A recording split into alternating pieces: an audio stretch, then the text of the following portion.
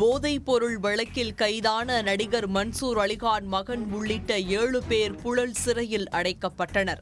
அவர்களுக்கு போதைப் பொருட்கள் கிடைத்தது எப்படி? சென்னையில் போதைப் பொருள் புழக்கத்தை தடுக்க மாநகர காவல்துறை அதிரடி நடவடிக்கைகளை மேற்கொண்டுள்ளது. போதைப் பொருளை பயன்படுத்துவது மட்டுமின்றி பெங்களூருவிலிருந்து கடத்தி வந்து விற்பனை செய்த ஓய்வு பெற்ற டிஜிபி மகன் உள்ளிட்டவர்கள் கைது செய்யப்பட்டனர்.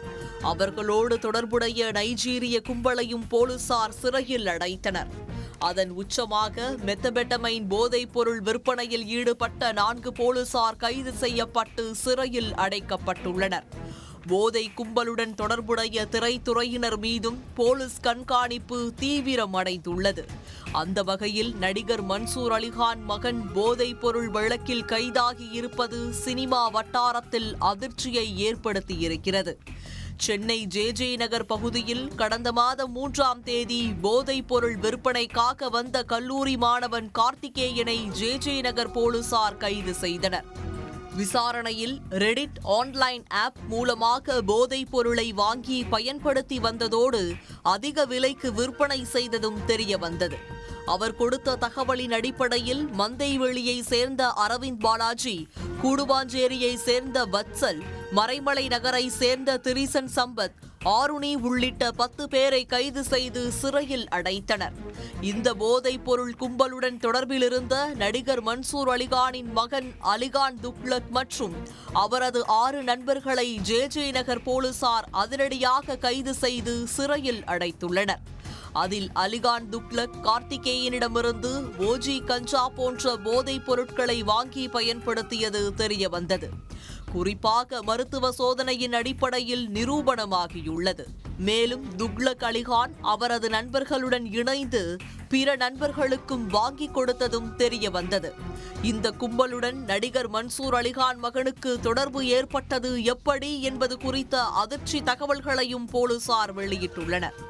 ஏற்கனவே போதைப் பொருள் விற்பனை தொடர்பாக 10 பேரை போலீசார் கைது செய்து சிறையில் அடைத்துள்ளனர். அதில் கைதான பெருங்களத்தூர் பகுதியை சேர்ந்த ஜிடோன் முகமது ஜபீன் என்பவர் மூலமாக தான் நடிகர் மன்சூர் அலிகானின் மகன் அலிகான் துக்ளக்கிற்கு போதைப் பொருள் கும்பலுடன் பழக்கம் ஏற்பட்டிருப்பது போலீசாரின் விசாரணையில் தெரிய வந்துள்ளது. ஜிடோன் முகமது ஜபீன் மூலம் அலிகான் துக்ளக் ஓஜி கஞ்சா, மெத்தபெட்டமைன் உள்ளிட்ட போதைப் பொருளை வாங்கி பயன்படுத்தி வந்ததாகவும் கூறப்படுகிறது. மேலும் அலிகான் துக்ளக் தான் போதைப் பொருளை உட்கொள்வதை தானே வீடியோ பதிவு செய்து வைத்துள்ளதையும் போலீசார் கண்டுபிடித்துள்ளனர். திரைப்படங்களில் வரும் காட்சி போல அவர் செல்போனில் வீடியோ பதிவு செய்து வைக்கப்பட்டுள்ளதாகவும் போலீசார் தெரிவித்துள்ளனர்.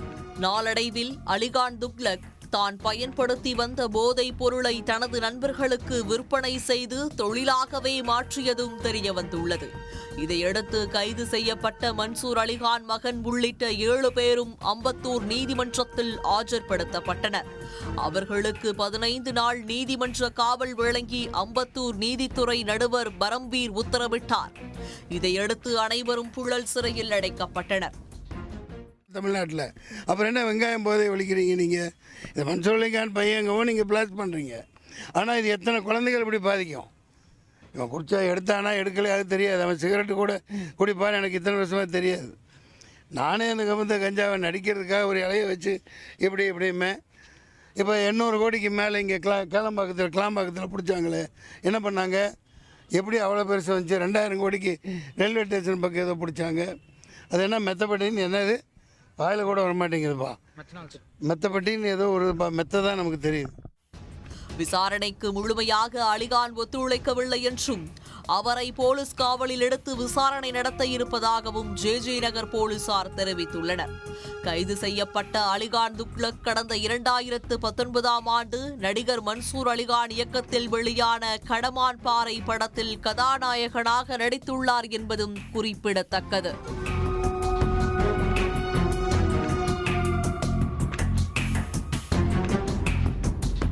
உடனுக்குடன் செய்திகளை தெரிந்து கொள்ள சன் நியூஸ் பெல் ஐகானை கிளிக் பண்ணுங்க.